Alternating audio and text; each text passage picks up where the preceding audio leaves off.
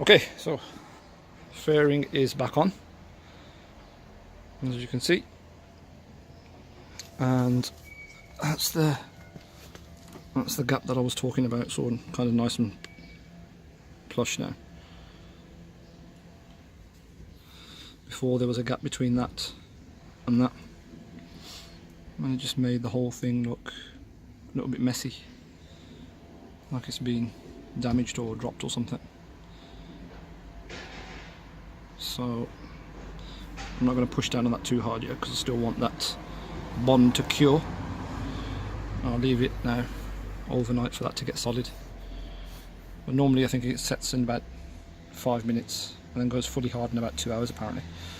But I've got no intention of riding it, so that's it. My Suzuki Hayabusa 2008.